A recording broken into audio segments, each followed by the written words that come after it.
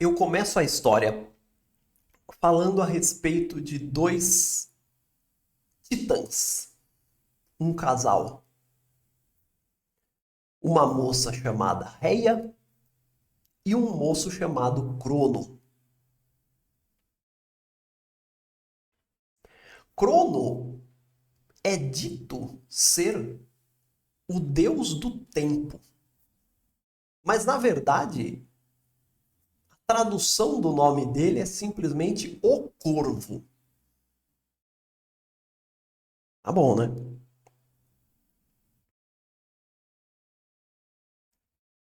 Crono e Reia eram filhos de Urano e de Gaia. Urano era o céu e Gaia era a terra. Qualquer dia eu conto essa história melhor.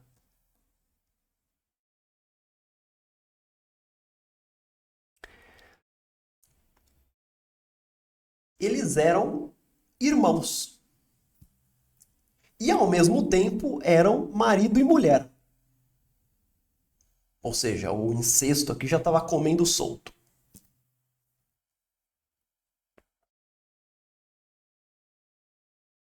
Um belo dia, Crono parece que foi numa cartomante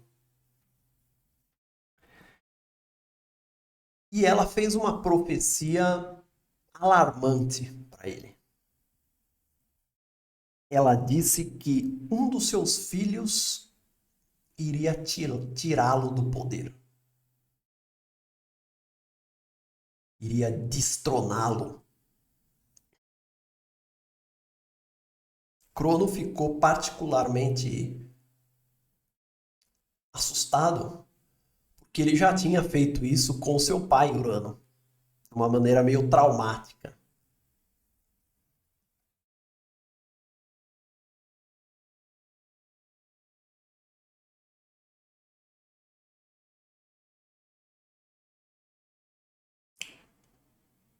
Como os deuses gregos parece que não tem muito meio termo, Crono decidiu tomar uma decisão radical. Ele decidiu o seguinte: se um filho meu vai me derrotar, nenhum filho meu vai nascer. Então Crono começou a comer os filhos dele, a engolir, a ingerir os próprios filhos. Conforme eles iam nascendo, Reia entregava o moleque para ele, o moleque ou a garota, e ele ia comendo os filhos. Né? O divertido aí é que Crono nunca pensou em simplesmente parar de fazer sexo. Parece que nunca passou pela cabeça dele essa hipótese. Falou, não, sexo eu continuo fazendo. Mas o que eu vou fazer é comer meus filhos. Comer fisicamente meus filhos. Engolir meus filhos. E assim ele fez. Então nasceu lá Poseidon, o que abala a terra. Foi comido. Nasceu. Quem nasceu? Nasceu Hera. Comida. Nasceu Deméter, a coitada da Deméter. Vocês lembram que eu contei a respeito dela, né? Da filha dela? Pô, comida.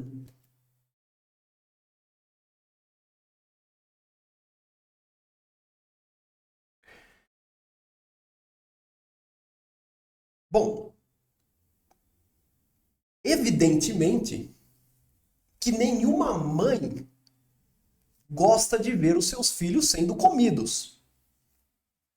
Então Reia começou a ficar de saco cheio daquela situação. E ela se queixava com todo mundo. E evidentemente que se queixava com os pais também dela, Urano e Gaia. No começo, né, todo mundo tentando apaziguar, ficava aquela situação, não, calma, daqui a pouco ele para, ele tá irritado, é só momentâneo. Quando Urano e Gaia viram que Crono não ia parar, Eles decidiram ajudar a Réia e fizeram um plano. Réia já estava grávida de novo, né? Porque Crono não perdia tempo. Não tinha televisão na época, então.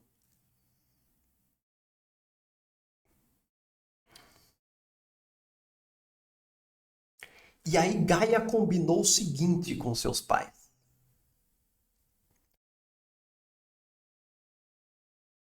Geralmente, quando Gaia ia ter o filho, Crono não ficava no quarto.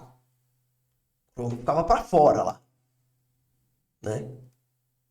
Então, Gaia combinou o seguinte. Gaia ia ter o moleque,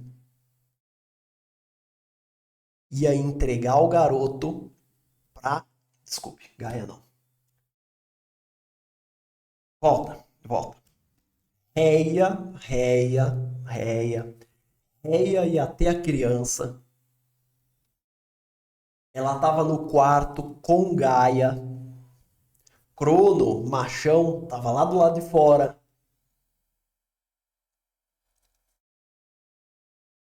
E Réia, quando tivesse a criança, ia pegar o moleque e entregar pra Gaia. E Gaia ia esconder o moleque.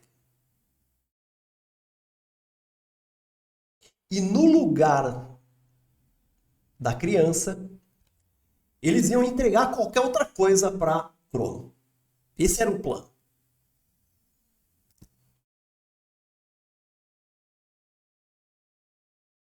E dito e feito. Réia teve o filho e Réia decidiu entregar para Crono, como se fosse o filho, uma pedra. Uma pedra. E Crono não percebeu. Por quê? Porque ela enrolou um pano na pedra para proteger a criança, certo?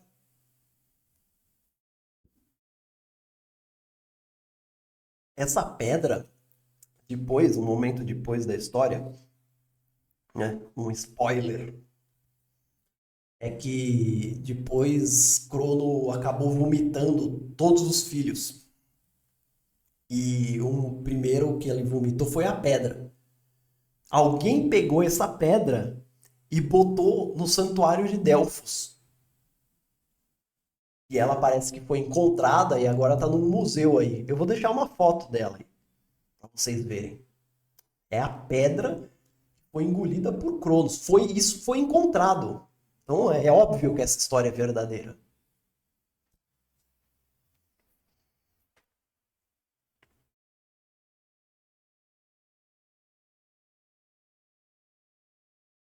Então Réia entregou o próprio filho para Gaia. A coisa mais fácil do mundo, porque Gaia era a terra. Gaia era a divindade que representava a terra. Então, dentro da terra, você tem montanhas e cavernas. Então não falta espaço para esconder o garoto. Sabe qual era o nome desse garoto? Nada mais, nada menos do que o poderoso Zeus.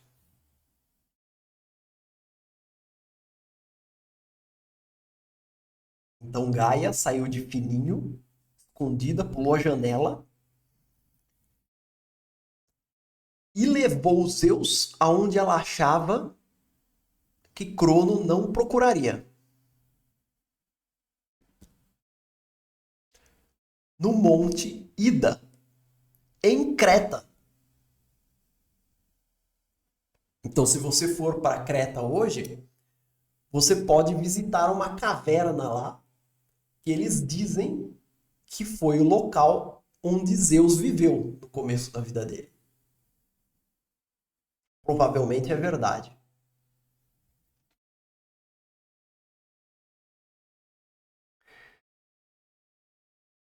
Então Gaia deixou os Zeus numa caverna.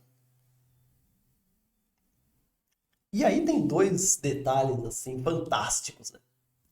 O primeiro é que elas tinham medo de que Crono ouvisse o choro de Zeus. Então, o que eles fizeram? O que elas fizeram? Reia tinha uns filhos chamados curetes, que eram uns soldados que tinham uns escudos enormes, umas lanças e não sei o quê. E ela mandou esses caras ficarem do lado do berço de Zeus. Para quê? Para protegê-lo de alguma fera? Não. Porque quando Zeus começava a chorar, ela orientava os soldados a baterem no escudo com o máximo de força possível para fazer um som e abafar o choro de Zeus. É um primeiro detalhe interessante aí. Um outro detalhe é que foi dado a Zeus uma cabra para amamentá-lo. Não foi Reia que amamentou a Zeus e nem Gaia que amamentou a Zeus. Elas arrumaram uma cabra que não era uma cabra qualquer, era uma cabra super-herói lá, uma cabra Avengers, assim, era uma cabra divina, mítica, super poderosa. O poder dela era que o leite dela era super nutritivo, né? Então deram uma cabra, botaram uma cabra lá dentro da caverna e essa cabra ficou amamentando os Zeus durante a infância e até a adolescência dele. Parece que ele foi que nem o Popó, foi amamentado até, sei lá, 20 anos de idade. Essa cabra se chamava Amalteia.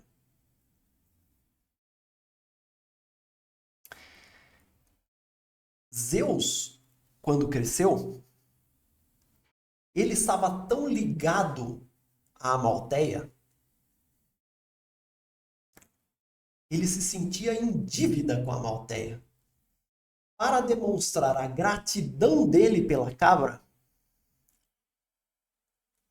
ele colocou a Amalteia nas estrelas para viver para sempre.